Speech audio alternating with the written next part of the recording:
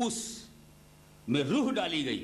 اللہ تعالیٰ نے جب حضرت آدم کے جسم میں روح آدم کو داخل کیا تو روح اندر جا کے باہر آ گئی. came out. First of all, the soul of Adam entered in the body of Adam and after that came out immediately. اندر گئی باہر آ گئی.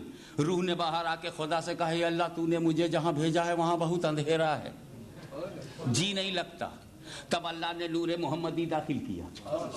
آدم کی پیشانی میں جب نور محمدی چمکا تو روح سے کہا اب جا. اب جو روح گئی تو نکل ہی نہیں رہی ہے, اب جو روح گئی تو نکل نہیں رہی ہے. اچھا اللہ تو عالم الغیب ہے نا, اس کو تو معلوم پہلے ہی سے تھا کہ بغیر نور کے اگر میں نے روح کو داخل کیا تو یہ باہر آ کے ریکویسٹ کرے گی, پھر نور کے بعد میں ڈالوں گا تب نہیں آئے گی. وہ تو عالم الغیب, اسے تو پتا تھا. تو اس نے نور پہلے کیوں نہیں ڈالا, روح بعد میں. سنو, اگر رب نور کو پہلے ڈال دیتا روح بعد میں تو روح تو نہ نکلتی, مگر ہم کیسے جانتے کہ کیوں نہیں نکلی. اللہ اللہ. اس لیے راز پہلے فاش کر دو کہ بغیر نور کے نبی کو بھی قرار نہیں, روح نبی کو بھی قرار نہیں. تو 12 ربیع الاول میں کوئی معمولی انسان نے جنم نہیں لیا ہے, بلکہ وہ نور چمکا ہے جو روح آدم کا سکون ہے, جو روح آدم کا قرار ہے. سبحان اللہ, سبحان اللہ. اور ایک بات اور بھی صاف صاف سن لو, آدم کا پتلا بنا تب سجدے کا حکم نہیں ہوا, آدم کے ہاتھ پیر بن گئے تب سجدے کا حکم نہیں ہوا. اذ قلنا للملائکۃ اسجدوا لآدم فسجدوا الا ابلیس. اللہ نے تمام فرشتوں کو حکم دیا کہ آدم کو سجدہ کرو, سب سجدے میں چلے گئے سوائے ابلیس کے. یہ بعد میں ہوا ہے, جب جسم بنا تب نہیں ہوا, جب آدم میں روح گئی تب نہیں ہوا, جب نور محمدی گیا تب سجدے کا حکم ہو رہا ہے. پتا چلا آدم کا مکان تیار ہوا, ابھی سجدہ نہیں ہو رہا ہے. جب مکان کا مکی داخل ہو گیا ہے تب سجدہ ہو رہا ہے, تب سجدہ ہو رہا ہے.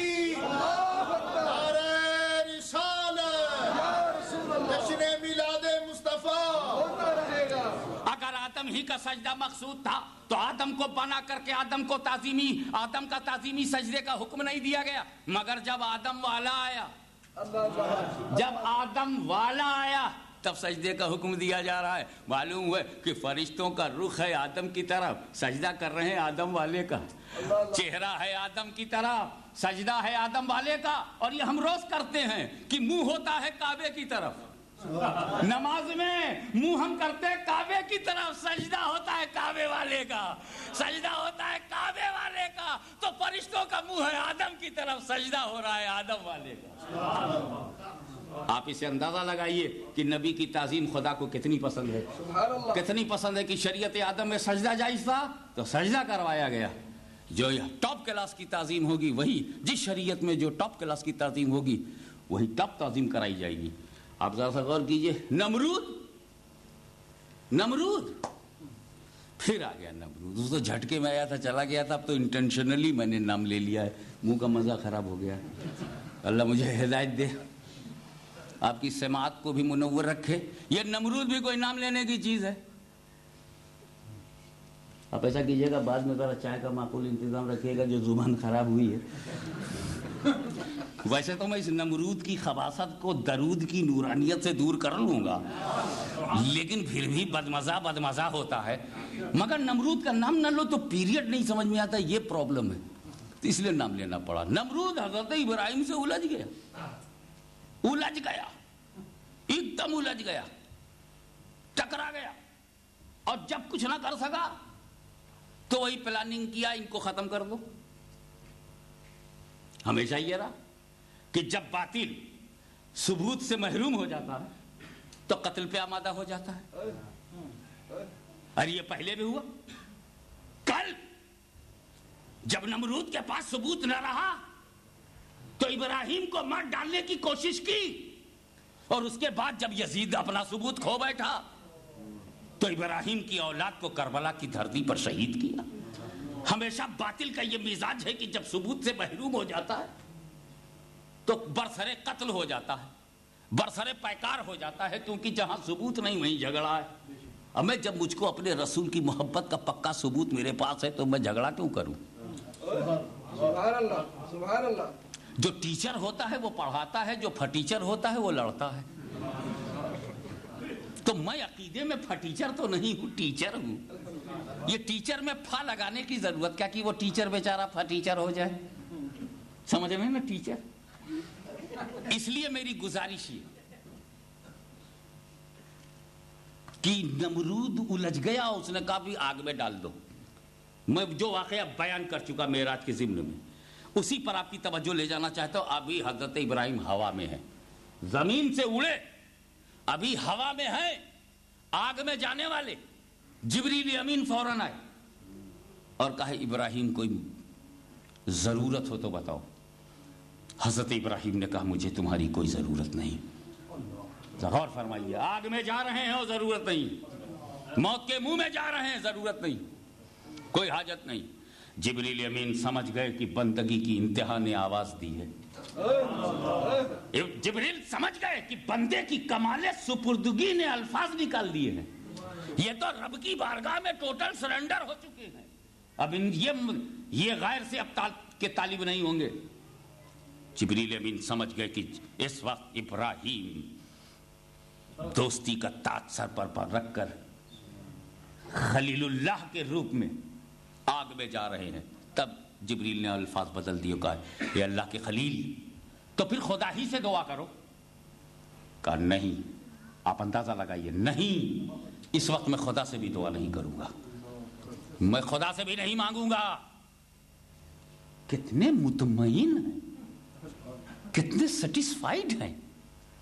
کہاں ہے ماہرین نفسیات، سبحان اللہ، کہاں ہے ہیومن سائیکولوجسٹ؟ ابراہیم کی بشریت کے اطمینان کی وجہ بتاؤ.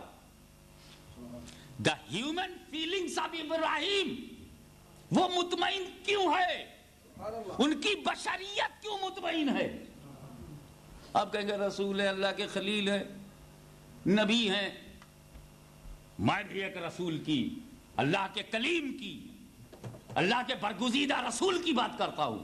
یہی فرعون جب موسیٰ کو اور ان کی قوم کو پیچھا کرنے لگا اپنی آرمی لے کر، فوج لے کر، تو موسیٰ علیہ السلام اپنی قوم کو لے کر آگے آگے جا رہے تھے، فرعون اپنی فوج لے کر پیچھے پیچھے.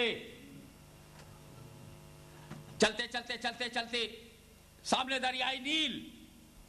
اب موسیٰ کرے تو کیا کریں، یہ اسرائیلی کریں تو کیا کریں، پریشان. پیچھے فرعون، آگے دریا، کود پڑیں تو موت، رک جائیں تو پیچھے سے آ رہی ہے فوج، وہ بھی موت.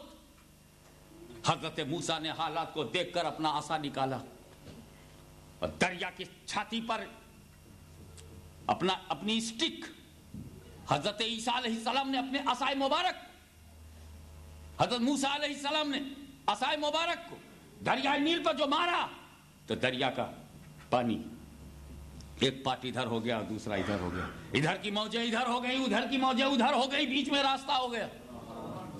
حضرت موسیٰ نے اپنی قوم سے کہا چلو اسی راستے سے نکل لو.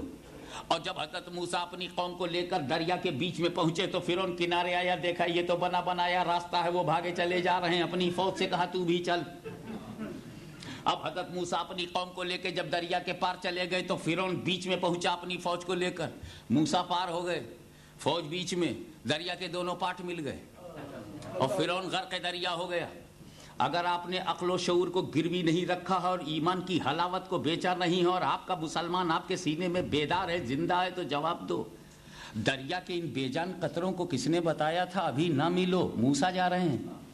ان بے جان قطروں کو احساس کس نے دلایا تھا ابھی نہ ملو، کلیم جا رہا ہے، ابھی نہ ملو، نبی جا رہا ہے، ابھی نہ ملو، رسول جا رہا ہے. پھر انہی بے جان قطروں کو یہ کیسے پتا چل جائے مل جاؤ فرعون جا رہا ہے، اب مل جاؤ غدار جا رہا ہے، اب مل جاؤ کافر جا رہا ہے. تو بے جان قطروں کو نبی اور کافر کے قدم کا فرق معلوم. یہ کیسا مولوی ہے جو بخاری تک پڑھ گیا اور نبی اور